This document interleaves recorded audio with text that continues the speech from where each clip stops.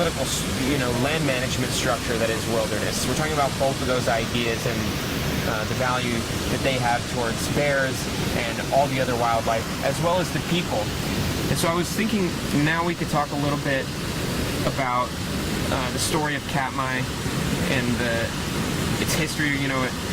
Kind of something I think you said before, Scott, was that the story of Katmai is synonymous with the stories of parks everywhere.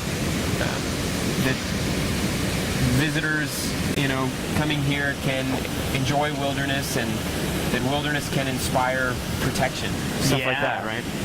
And like the story here at Katmai, we started to protect it, and then we started to develop it just a little bit. Like you'll kind of notice Brooks Camp is fairly developed in terms of a wild place, but then we decided to ultimately keep it as wild as possible. And that's kind of the same story that's happened with all the parks. You go to places like Yellowstone or Yosemite, you see roads, you'll see hotels, but a lot of the places away from those are actually managed as wilderness. So much so that it can be really hard to kind of decide what is wilderness in a ideological sense and what is wilderness politically. And like we said, it's also really important to have both of those opportunities, to be able to go and stay at a hotel but still be able to go to is that it's really important for us to experience wild places. No matter who you are, to be in a wild place is important.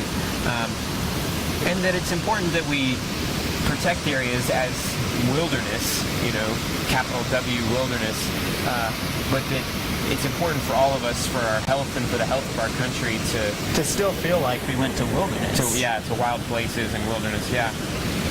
All right, well, I've got some more questions. Okay, here's a fun one. Maybe this is a pop quiz, Ranger Scott. What is the biggest wilderness area in the United States? So the biggest wilderness, we were talking, the largest one is the Wrangell-St. Elias Wilderness at Wrangell-St. Elias National Park over in southeast, well, sort of southeast Alaska. It's just at the top of the Panhandle. Absolutely massive. I think it's like some 9 million acres. Wow, that's massive, just like this Bear 480 is massive. Yeah. And to put it into some more context, the largest wilderness in the lower 48 is Death Valley National Park, which I believe is only about 3 million acres. Okay, so Wrangell-St. Elias is 3 times bigger than Death Valley.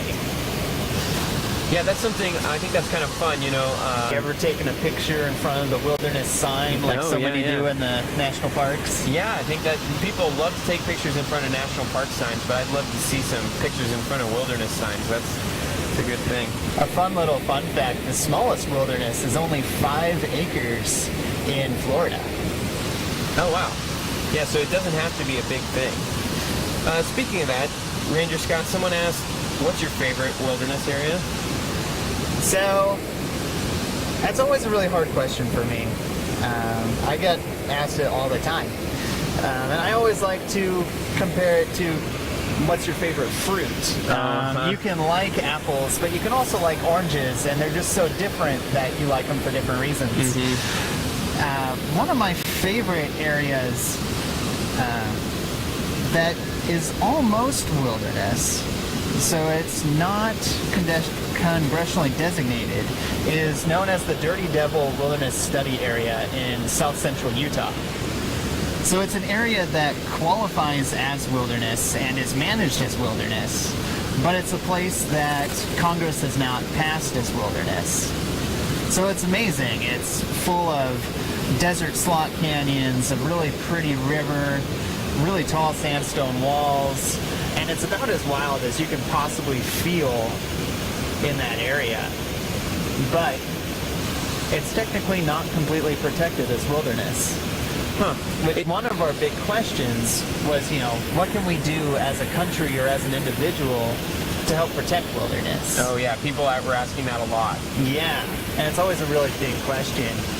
And so there are these wilderness study areas throughout the country, areas that qualify as wilderness, but aren't necessarily protected as that yet. And they're kind of threatened by like roads, they're threatened by mines and grazing. So some people really want to see. Because it's ultimately us as a country that decides whether a place should be wilderness or not. And we decide that by voting and putting people in office who will speak for us. But then even bigger, if you're just looking for a small scale thing, try to learn some leave no trace. That's probably the easiest way. That's something that everyone can do. Yeah, that's you know, when you go into a wilderness area, try to watch what you do. You know, make sure that only your footprints are really left. You know, camp far enough away from water that you're not disturbing animals. Walk on trails and not on sensitive soils. Really plan ahead, and like if you're going to go to a wilderness area, look and see what the regulations are so that you're not going out of line of what the land managers have decided is the best way the wilderness should be managed for us to see wild places. I think it's pretty neat. You know, we get kind of we're so sucked into these bears, into these fish, into this place, you know, into Alaska, and we think of Alaska as such a wild place, but it's cool to hear that your favorite wilderness area is in Utah, you know, and a reminder that there's probably a wilderness area near where everyone who's watching this, there's probably a wilderness area near where you live, and it's probably a pretty cool place. So that's a cool thing to think about. And kind of also interesting, you know, we've got 400 plus units managed by the National Park Service over most of the country. The same goes with wilderness. There's a wilderness area in almost every state. I think there might be one in the Midwest, like Kansas or Oklahoma, that does not have wilderness. But I'm sure those states still would probably still have areas that qualify. Yeah, and that are wild places, you know. And could easily be your favorite. Yeah.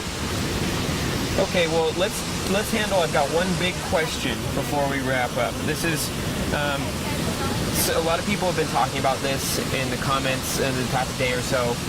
Let me give you one here for you, Scott. Ranger Scott, I'm a first season bear cam watcher and I've fallen in love with the bears.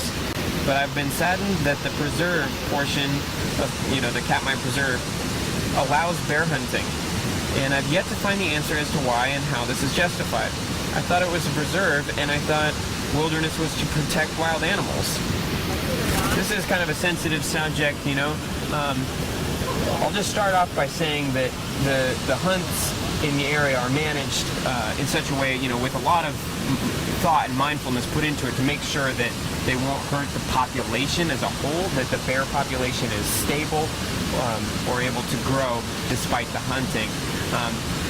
But exactly, we could it's talk managed about populations instead of so much individuals, and they've done a lot of research to say that if you end up hunting a few bears, you'll be okay. And really, like, the big part about that question is what land is what. If you look at lands managed by the National Park Service, there's so many different options that a place could be. You can have a national monument, you can have a national park, you can have a national recreation area. And national preserves are one of those places where you can do a lot more. They're places where hunting can be allowed. They're places that traditionally you could maybe get some mineral rights in them. So I think maybe we should think about the name when you hear the name of a national park or something like that. You shouldn't read into it too much. I guess because a national park is a national park, but it doesn't mean it has swings and a slide, even though it's a park, right? Exactly. And kind of the same goes with wilderness. A lot of the preserve is not in designated wilderness, so it's just like it's a very wild place, but it's not protected as wilderness. It's interesting. There's a lot there. There's, you know, everyone's entitled to have an opinion about that for sure. I'd be happy to read through what people think. But that's really all the questions that I had stocked up. And let's just kind of summarize some of. We've been seeing some really cool bear activity. What bears have we been seeing? we saw some cool behavior.